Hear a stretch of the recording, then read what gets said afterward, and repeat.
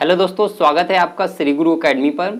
मैं मनु वर्मा आपका शुक्रिया हार्दिक अभिनंदन करता हूं। दोस्तों, आज से हम यूपी लेखपाल के लिए प्रैक्टिस सेट स्टार्ट करने वाले हैं, जिसमें हमने स्ट्रेटेजी रखी है 35 डेज के लिए। ठीक है, और ये जो आपका प्रैक्टिस सेट है ये आपके लिए मोस्ट इम्पोर्टेंट होने वाला है। एक एक क्वेश्चन को मैंने बहुत ही चुनिंदा तरीके से रखा हुआ है। ठीक है, और मैंने उन्हीं क्वेश्चंस को रखा हुआ है जो आपके लिए मोस्ट इम्पोर्टेंट होंगे। ओके गाइस, और बिल्कुल भी टाइम वेस्ट नहीं करेंगे और एक एक क्वेश्चन को हम बिल्कुल टॉपिक वाइज करने वाले हैं। एक एक क्वेश्चन को डिफाइन करेंगे, तो बिना टाइम वेस्ट किए हुए चलिए स्टार्ट करते हैं गाइस। तो चलिए स्टार्ट करते हैं। ओके गाइस, जी हाँ।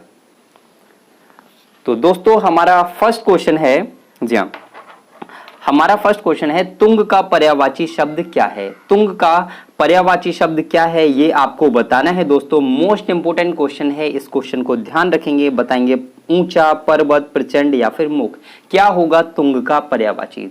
जी हाँ, उससे पहले दोस्तों मैं आपको बता दूं, अगर आपके लिए इस वीडियो का पीडीएफ चाहिए तो इसके लिए आप हमारा टेलीग्राम चैनल ज्वाइन कर सकते हैं। टेलीग्राम चैनल का लिंक आपको वीडियो को डिस्क्रिप्शन में मिल जाएगा। ओके, जी हाँ। तो इस क्वेश्चन का आंसर क्या हो जाएगा? इस क्वेश्चन का आंसर होगा ऊंचा। क्या होगा दोस्तों? ऊंचा। तुंग का अर्थ होता है, तुंग का पर्यायवाची होता है ऊंचा। ठीक है, अब हम 1 बाय 1 देखते हैं कि भाई तुंग का तो ऊंचा हो जाएगा, लेकिन ऊंचा के कुछ और पर्यायवाची होते हैं। तो आप कहेंगे उच्च हो सकता है। ऊंचा का पर्यायवाची क्या हो जाएगा? उच्च हो जाएगा। और क्या हो सकता है दोस्तों? तो आप कहेंगे उन्नत हो सकता है। क्या हो सकता है? उन्नत हो सकता है। उन्नत के अलावा अगर हम बात करें तो और क्या हो सकता है? तो आप कहेंगे ऊर्ध्व हो सकता है। क्या? ऊर्ध्व भी ऊंचा का पर्यायवाची होगा। इसके अलावा भी अगर हम बात करें तो शीर्षस्थ हो सकता है। क्या हो सकता है? शीर्षस्थ इसका पर्यायवाची हो सकता है। ओके गाइस, अब हम बात करते हैं दोस्तों पर्वत, क्योंकि जरूरी नहीं है आपसे यही क्वेश्चन पूछा जाए। मैंने बोला था आपसे कि एक एक क्वेश्चन को बहुत ही अच्छे से डिफाइन करेंगे। तो अब हम बात करते हैं पर्वत। तो पर्वत के पर्यायवाची क्या हो जाते हैं? तो आप कहेंगे गिरि। क्या होता है? गिरि, अचल, नग। ठीक है, और क्या हो सकता है? भूधर। भूधर, भूधर के अलावा और क्या हो जाएगा? जी हाँ, एक हो जाएगा आपका अद्री। ठीक है, अद्री, ये भी आपका पर्वत का पर्यायवाची होता है। इसके अलावा अगर हम बात करें तो महीधर। क्या होता है? महीधर, ये भी पर्वत का पर्यायवाची होता है। तो ये सभी आप ध्यान रखेंगे। नेक्स्ट अगर हम बात करें प्रचंड, प्रचंड का पर्यायवाची क्या होगा? तो आप कहेंगे तीव्र। क्या हो दोस्तों? तीव्र। प्रचंड का पर्यायवाची तीव्र हो जाएगा, तीक्ष्ण हो सकता है। क्या हो जाएगा दोस्तों? तीक्ष्ण हो जाएगा। ठीक है, नेक्स्ट अगर हम बात करें तेज हो जाएगा। क्या? तेज भी प्रचंड का पर्यायवाची होगा। भीषण हो सकता है। क्या दोस्तों? भीषण, भीषण। और क्या हो सकता है? भयंकर हो सकता है। तो ये सभी आपके प्रचंड के पर्यायवाची हो सकते हैं। क्या दोस्तों? प्रचंड के पर्यायवाची हो सकते हैं। ठीक है, या मुख, मुख की अगर हम बात करें तो मुख में क्या होता है? तो आप कहते हैं मुंह। ठीक है, मुख का आपका पर्यायवाची क्या हो सकता है? तो मुंह हो सकता है। ठीक है, मुंह हो सकता है। ध्यान रखेंगे दोस्तों। चलते हैं नेक्स्ट क्वेश्चन की तरफ। हमारा नेक्स्ट क्वेश्चन है, जी हाँ, उससे पहले अगर हम बात करें इस क्वेश्चन का आंसर क्या था, तो मैंने आपको बता दिया था। इस क्वेश्चन का आंसर होता है ऊंचा। तुंग का पर्यायवाची ऊंचा होता है। नेक्स्ट क्वेश्चन की अगर हम बात करें तो हमारा नेक्स्ट क्वेश्चन है निम्नलिखित में विशेष्य पद कौन सा है? जी हाँ, विशेष्य पद। अब विशेष्य की अगर हम बात करते हैं तो विशेषण और विशेष्य, विशेषण और विशेष्य, ये दो शब्द होते हैं। विशेषण और विशेष्य के बारे में आप जानते हैं कि अगर हम बात करें, विशेषण क्या होते हैं? जो किसी संज्ञा या सर्वनाम की विशेषता बताते हैं उन्हें विशेषण कहते हैं। ठीक है, जो किसी संज्ञा या सर्वनाम की विशेषता बताते हैं उन्हें विशेषण कहते हैं। और जिस शब्द की विशेषता बताई जाती है उसे विशेष्य कहा जाता है। क्या कहा जाता है? विशेष्य। तो अगर हम इस क्वेश्चन में बात करें, इसमें पूछा गया है कि विशेष्य पद कौन सा है, तो दोस्तों बहुत ही इंपॉर्टेंट क्वेश्चन है और ध्यान रखें, अग्नि। क्या है? अग्नि। अग्नि आपका विशेष शब्द होगा, यानी कि विशेष पद होगा। ध्यान रखें, मोस्ट इंपोर्टेंट क्वेश्चन है दोस्तों। मैंने बहुत ही चुनिंदा क्वेश्चंस के लिए रखा हुआ है। बहुत ही ज्यादा जो इजी क्वेश्चंस हैं ऐसे क्वेश्चन को मैंने नहीं रखा है। नेक्स्ट अगर हम बात करें, अरविंद का पर्यायवाची कौन सा नहीं है? और इस प्रैक्टिस सेट में आपको सारी चीजें मिलने वाली हैं दोस्तों। ठीक है, आपको जीके का भी पोर्शन मिलेगा, आपको ग्रामीण प्रवेश का भी पोर्शन मिलने वाला है। सारी चीजें आपको इसी में इंक्लूड मिलने वाली है। हम बात करें अरविंद का पर्यायवाची कौन सा नहीं है? मिलिंद, पंकज, जलज या अंबुज? बताएं दोस्तों इस क्वेश्चन का राइट आंसर क्या होगा। तो ध्यान रखेंगे, मोस्ट इंपोर्टेंट क्वेश्चन है, मोस्ट इंपोर्टेंट क्वेश्चन है और इस क्वेश्चन का आंसर हो जाएगा मिलिंद। क्या दोस्तों? मिलिंद मोस्ट इंपोर्टेंट है, ठीक है, कि अरविंद का पर्यायवाची मिलिंद नहीं होता है, अरविंद का पर्यायवाची मिलिंद नहीं होता है। बाकी अगर हम बात करें तो अरविंद का पर्यायवाची आपका पंकज भी होता है, जलज भी होता है, अंबुज भी हो सकता है, कमल भी हो सकता है, ये सभी आपको ध्यान रखने हैं। अब हम बात करते हैं मिलिंद किसका पर्यायवाची है। मिलिंद किसका पर्यायवाची है? तो मिलिंद का पर्यायवाची होता है दोस्तों भौरा। क्या होता है? भौरा। भौरा का पर्यायवाची और क्या हो सकता है? तो हो सकता है भृंग। क्या हो सकता है? भृंग हो सकता है। भृंग के अलावा अगर हम बात करें तो सिलीमुख हो सकता है। क्या दोस्तों? सिलीमुख भी आपका भौरा का पर्यायवाची होता है, यानी कि मिलिंद का पर्यायवाची होता है। ये सभी क्वेश्चंस आप ध्यान रखेंगे। चलते हैं नेक्स्ट क्वेश्चन की तरफ। हमारा नेक्स्ट क्वेश्चन है कि इस वाक्य में रेखांकित शब्द क्या है। रेखांकित शब्द ये वाला है दोस्तों, बूंद बूंद। ये बताना है आपको कि या आपका नल बूंद बूंद टपक रहा है, नल बूंद बूंद टपक रहा है। तो इसमें जो बूंद बूंद शब्द है ये वाला, ये आपका क्या है? विशेषण है, क्रिया विशेषण है, समुच्चय बोधक है या विस्मयादि बोधक है? विशेषण क्या होते हैं? अभी जस्ट मैंने आपको बताया था कि जो शब्द संज्ञा या सर्वनाम की विशेषता बताते हैं उन्हें विशेषण कहते हैं। क्रिया विशेषण किसे कहते हैं? तो जो शब्द क्रिया की विशेषता बताते हैं उन्हें क्रिया विशेषण कहते हैं। समुच्चयबोधक शब्द जो जोड़ने का काम करते हैं, जैसे और, तथा, अथवा, ये सभी क्या है? ये आपके समुच्चयबोधक शब्द होते हैं। विस्मयादि बोधक की अगर हम बात करते हैं, इसमें आपके इमोशंस को शो किया जाता है, जैसे अरे, भो, ये सभी आपके क्या है? विस्मयादि बोधक हैं। आहा, ठीक है, जैसे आपने इंग्लिश में देखा आहा, अलास, ठीक है। नेक्स्ट, अब हम बात करते हैं इस क्वेश्चन की कि बूंद बूंद क्या है। तो बूंद बूंद आपका क्रिया विशेषण है। क्या है दोस्तों? क्रिया विशेषण है। बूंद बूंद शब्द जो है वो क्रिया विशेषण को शो कर रहा है, ठीक है। तो ध्यान रखें, मोस्ट इंपोर्टेंट क्वेश्चन है। अगले क्वेश्चन की बात करते हैं। हमारा नेक्स्ट क्वेश्चन है, और वीडियो अगर पसंद आ रही तो वीडियो को लाइक एंड सब्सक्राइब कीजिएगा दोस्तों, ठीक है, और अपने साथियों के साथ शेयर कर दीजिएगा। बात करते हैं इनमें से कौन सी पुस्तक ब्रज भाषा की नहीं है। मोस्ट इंपोर्टेंट क्वेश्चन है, अगेन एक मोस्ट इंपोर्टेंट क्वेश्चन, ठीक है। जैसे आपने फोन देखा ना, कहते हैं पावरफुल फोन, उसी हिसाब से मैं कह सकता हूं ये पावरफुल क्वेश्चन है दोस्तों, ठीक है। ब्रज भाषा की नहीं है, ये नहीं को दोस्तों अंडरलाइन कर लीजिएगा जब भी आपके पास आए, तो जिससे कि आपका क्वेश्चन गलत नहीं होगा। सूर सागर, विनय पत्रिका, रामचरितमानस, बिहारी सतसई। उससे पहले मैं बता दूं, सूर सागर सूरदास जी की रचना है, विनय पत्रिका तुलसीदास जी की रचना है, रामचरितमानस तुलसीदास जी की रचना है, बिहारी सतसई बिहारी जी की रचना है। आपसे क्वेश्चन में पूछा गया है कि कौन सा ब्रज भाषा की नहीं है, तो ध्यान रखेंगे ये क्वेश्चन कई बार आपसे पूछा जाता है कि रामचरितमानस। कौन सा दोस्तों? रामचरितमानस। ये आपका ब्रज भाषा की नहीं है, ये अवधी भाषा में लिखी गई है। किस भाषा में? तो ध्यान रखेंगे ये आपका अवधी, मैं यहाँ पे लिख देता हूं, ये आपकी अवधी भाषा में लिखी गई पुस्तक है, ठीक है। बाकी सभी आपकी सूर सागर, विनय पत्रिका, बिहारी सतसई, ये सभी ब्रज भाषा में लिखी गई हैं। अगले क्वेश्चन की हम बात करते हैं, और अगला क्वेश्चन है आपका कि किस बोली में ने पर सर लगाया जाता है। तो ये क्वेश्चन बहुत ही इंपॉर्टेंट है, आपसे कई बार पूछा जाता है। बस ध्यान रखना है आपको कि जो बिहारी बोली होती है उसमें ने पर सर का प्रयोग किया जाता है। मोस्ट इंपोर्टेंट क्वेश्चन है, इस क्वेश्चन को ध्यान रखिएगा, ठीक है। चलते हैं नेक्स्ट क्वेश्चन की तरफ। हमारा नेक्स्ट क्वेश्चन है कि भारतवर्ष के लिए हिंदी भाषा का नाम सबसे पहले किसने सुझाया। भारतवर्ष के लिए हिंदी भाषा का नाम सबसे पहले किसने सुझाया? राजा राम मोहन राय, महात्मा गांधी, रविन्द्रनाथ ठाकुर या मदन मोहन मालवीय। काफी इंपॉर्टेंट क्वेश्चन है दोस्तों, ठीक है। क्वेश्चन का आंसर हो जाएगा राजा राम मोहन राय। और राजा राम मोहन राय को अगर हम बात करें तो भारतीय पत्रकारिता का जनक कहा जाता है, पुनर्जागरण का अग्रदूत कहा जाता है, पुनर्जागरण का जन्मदाता कहा जाता है। ध्यान रखें। महात्मा गांधी की अगर हम बात करें तो ये 1915 में दोस्तों कहां से? तो आपका साउथ अफ्रीका से लौट के आते हैं। ध्यान रखें, 1917 में चंपारण सत्याग्रह करते हैं। बट आपसे पूछा जाता है ऐसा कौन सा आपका आंदोलन था जिसमें पहली पहली बार गांधी जी ने भाग लिया था, तो आप 1901 बताएंगे दोस्तों। कौन सा? 1901 बताएंगे, ना कि 1917। ध्यान रखेंगे दोस्तों, ठीक है, क्योंकि चंपारण सत्याग्रह को लीड किया था,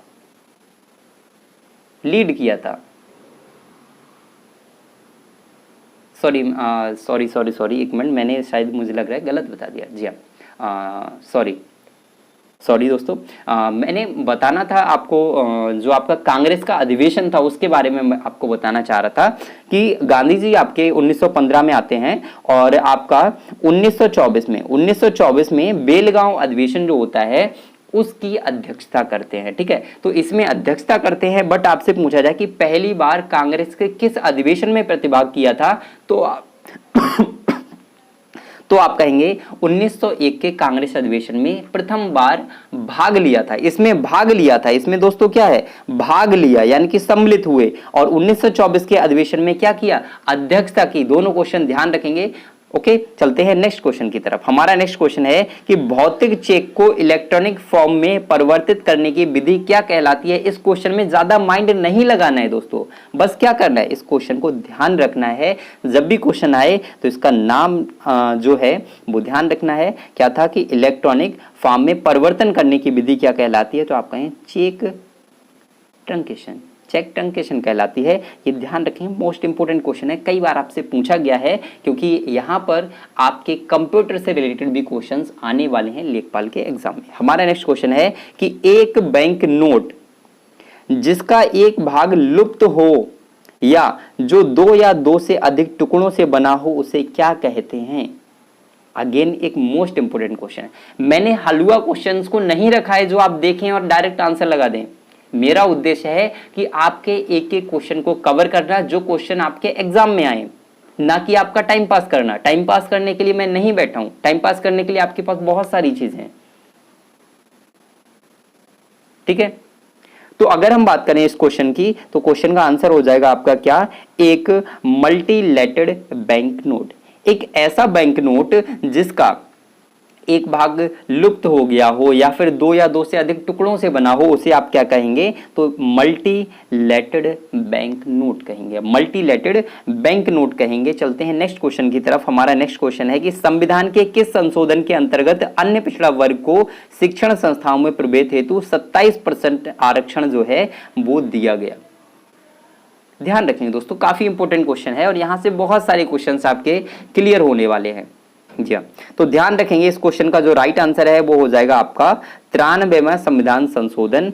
इसी के अंतर्गत जो आपके पिछड़ा वर्ग है उनको 27% आरक्षण दिया गया था शिक्षण संस्थाओं में।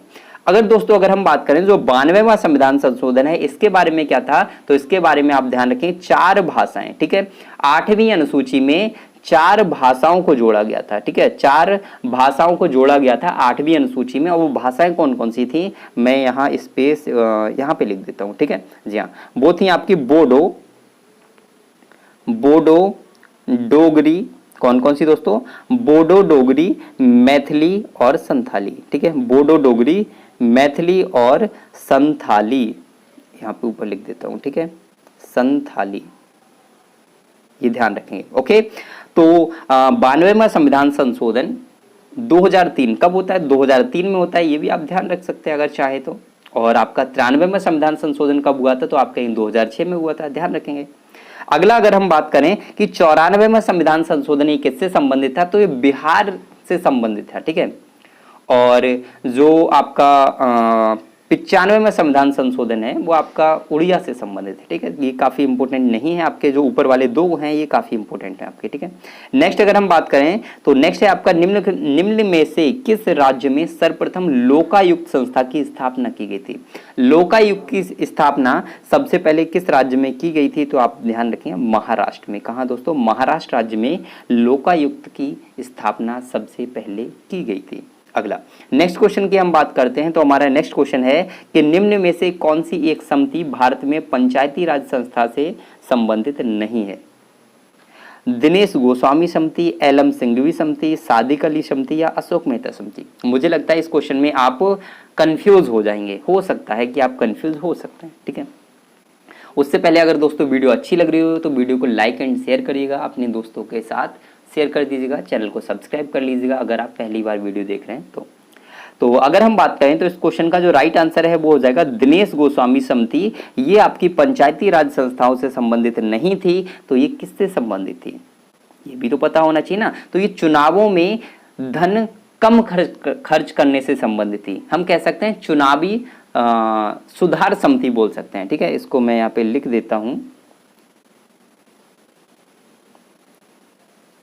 चुनावी सुधार समिति, चुनावी सुधार से संबंधित थी। ठीक है, इसने कहा था कि हमारा जो आपके इलेक्शंस होते हैं उनमें खर्च कम किया जाए, इससे संबंधित थी। बाकी आपके जितने भी एलएम सिंघवी समिति थी, इन्होंने एलएम सिंघवी समिति के द्वारा संवैधानिक दर्जा प्रदान करने की बात की थी। ठीक है, ये पंचायती राज व्यवस्था को संवैधानिक दर्जा प्रदान करने की बात की थी, ये ध्यान रखेंगे। 1986 में आती है। और अगर हम बात करें सादिक अली समिति, ये 1964 में राजस्थान सरकार से संबंधित है और इसमें भी पंचायती राज से ही संबंधित थी। और नेक्स्ट आपका अशोक मेहता समिति की अगर हम बात करें तो ये आपकी द्विस्तरीय पंचायती राज व्यवस्था से संबंधित हो जाती है। नेक्स्ट क्वेश्चन की अगर हम बात करें तो पराध्वनिक गति का मापांकन किस इकाई से होता है। पराध्वनिक पूछा गया है दोस्तों, मोस्ट इंपोर्टेंट क्वेश्चन है और इस क्वेश्चन को आप नोट कर लीजिएगा। जो क्वेश्चन आपको नहीं आता उसको नोट करते जाइएगा, कॉपी पेन लेके बैठिएगा। ठीक है, तो अगर हम बात करें तो इस क्वेश्चन का जो राइट आंसर हो जाएगा वो क्या हो जाएगा, मैक। क्या हो जाएगा, मैक। ठीक है, पराध्वनिक गति का मापांकन मैक के द्वारा किया जाता है। रिक्टर स्केल पे हम भूकंप का, किसको दोस्तों, तो भूकंप का मापन, भूकंप का मापन हम रिक्टर स्केल से करते हैं। हर्ट्ज में क्या करते हैं तो दोस्तों जो आपकी ध्वनि की आवृत्ति है वो हर्ट्ज में मापी जाती है। नॉट की अगर हम बात करें ये गति का मापक होता है। ठीक है, चलते हैं नेक्स्ट क्वेश्चन की तरफ। निम्न में से कौन संसार में सबसे अधिक तीव्रता से काटता है, मतलब सबसे तेज कौन काटता है, सबसे तेज कौन काटता है। अब आप ये मत कहने लग जाना कि सर सबसे ज्यादा तो गर्लफ्रेंड काटती है, ये एक मजाक वाली बात है। देखिए यहाँ पे कहते हैं ना कि कभी भी हमें बिल्कुल सीरियस नहीं हो जाना है, हंसते मुस्कुराते भी रहना है। ठीक है ना, तो यहाँ पे अगर हम बात करें कि कौन संसार में सबसे अधिक तीव्रता से काटता है तो ऑस्ट्रेलिया की गिलहरी, भारतीय कोबरा, अफ्रीकी बिच्छू या पनामा की दीमक। तो ध्यान रखेंगे जो पनामा की दीमक है वो सबसे तेजी से काटता है। ठीक है, पनामा की जो दीमक है वो सबसे तेजी से काटने वाला जंतु हो जाता है, ध्यान रखेंगे। नेक्स्ट की अगर हम बात करते हैं तो गोल्डन पेन ऑफ फ्रीडम पुरस्कार किससे संबंधित है। Again most important question. ठीक है, अगेन मोस्ट इंपोर्टेंट क्वेश्चन दोस्तों कि गोल्डन पेन ऑफ फ्रीडम पुरस्कार किससे संबंधित है, तो ध्यान रखेंगे ये आपका पत्रकारिता से संबंधित हो जाता है, गोल्डन पेन ऑफ फ्रीडम पुरस्कार। बट आपका काम है कि आप क्या करने वाले हैं, बताएंगे कि गोल्डन पेन ऑफ फ्रीडम पुरस्कार यह है इस बार किसे दिया गया है, ये आप बताने वाले हैं। ठीक है, और वीडियो अच्छी लग रही है तो वीडियो को लाइक कीजिएगा, चैनल को सब्सक्राइब कर लीजिएगा। चलते हैं नेक्स्ट क्वेश्चन की तरफ। ठीक है, ओके, चलिए उससे पहले एक क्वेश्चन और है, चलिए मेरे माइंड में आ रहा है तो मैं आपके लिए बता देता हूँ। ठीक है जी हाँ, अग्रणी बैंक योजना के अंतर्गत, क्या हुआ ये क्वेश्चन कुछ गलत लग रहा है क्या। अग्रणी बैंक योजना के अंतर्गत अग्रणी बैंक से इनमें से किसको अपनाने की आशा की गई है। काफी मोस्ट इंपोर्टेंट क्वेश्चन है, बताइएगा दोस्तों इस क्वेश्चन के बारे में।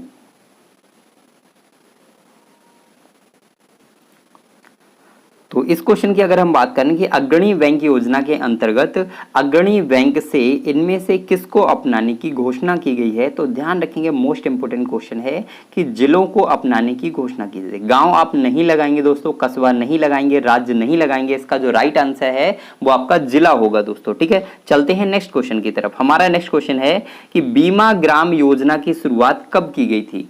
बीमा ग्राम योजना की शुरुआत कब की गई थी, काफी मोस्ट इंपोर्टेंट क्वेश्चन हो जाता है दोस्तों। ठीक है, और बताएंगे इस क्वेश्चन का राइट आंसर क्या होगा।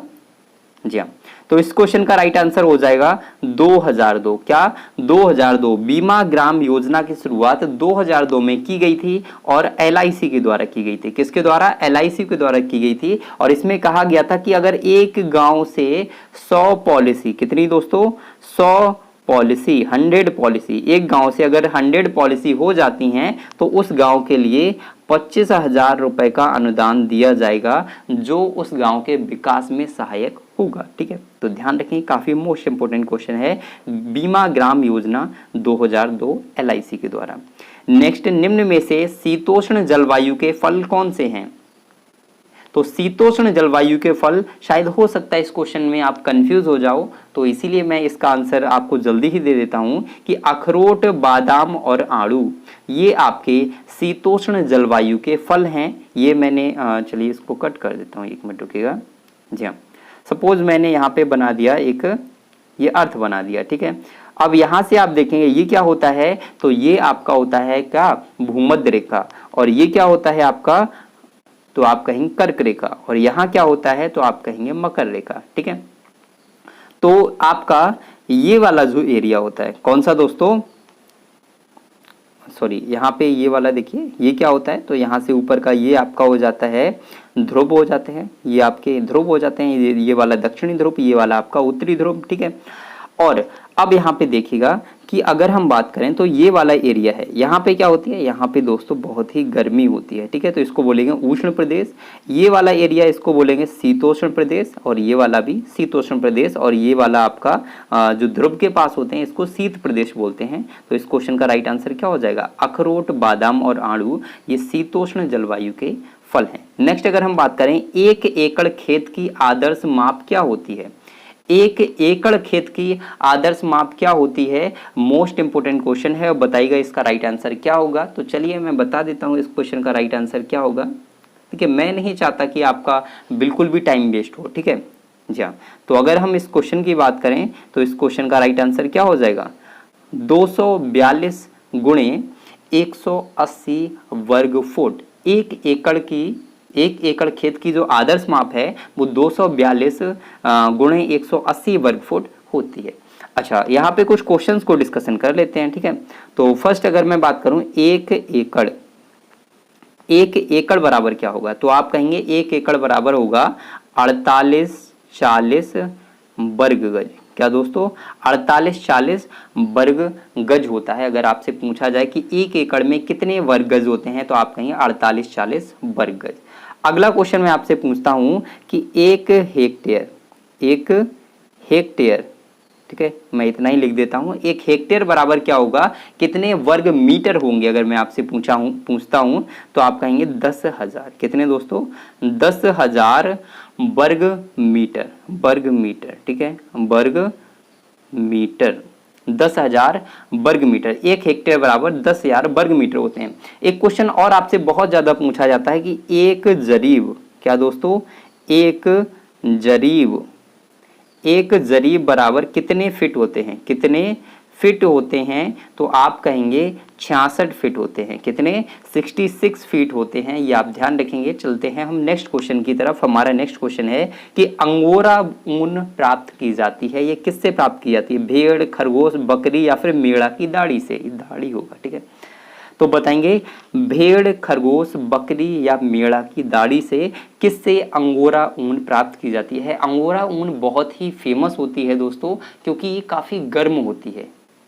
ठीक है, तो ध्यान रखें इस क्वेश्चन का जो राइट आंसर हो जाएगा वो होगा बकरी। अंगोरा जो ऊन है वो बकरी से प्राप्त की जाती है, और इसके साथ ही साथ आप पश्मीना को भी ध्यान रखेंगे, पश्मीना। ठीक है, तो पश्मीना क्या है, तो पश्मीना आपकी एक शॉल होती है जो कि पश्मीना नाम की एक भेड़ से प्राप्त की जाती है, और अंगोरा बकरी से प्राप्त की जाती है, ये ध्यान रखें। नेक्स्ट क्वेश्चन की अगर हम बात करें कि देश में प्रथम कृषि संगणना कब शुरू की गई थी, तो मोस्ट इंपोर्टेंट क्वेश्चन है कि आपका देश में प्रथम कृषि संगणना 1970-71 यानी कि 1970 से 71 के मध्य में प्रथम कृषि संगणना शुरू की गई थी। वीडियो अच्छी लग रही हो तो वीडियो को दोस्तों लाइक एंड शेयर कर दीजिएगा। रिक्वेस्ट है, अगर आपको अच्छी लग रही हो तभी आप लाइक एंड शेयर कीजिएगा। जी हाँ, और चैनल को सब्सक्राइब कर लीजिएगा। जी हाँ दोस्तों, तो आज के लिए हम इतना ही रखते हैं, और पर डे हम एक सेशन जरूर लेके आएंगे और कोशिश करेंगे ज़्यादा से ज़्यादा क्लासेस आपको लेके आने की, लेकिन ऐसे क्वेश्चंस को लेके आएंगे जो आपके एग्जाम्स के पॉइंट ऑफ व्यू से मोस्ट इंपॉर्टेंट हो। ठीक है, तो आज के लिए बस इतना ही रखते हैं। तब तक के लिए हंसते रहिए, मुस्कुराते रहिएगा और तैयारी करते रहिएगा दोस्तों। ठीक है, तो चलिए ध्यान रखिएगा अपना। बाय बाय दोस्तों।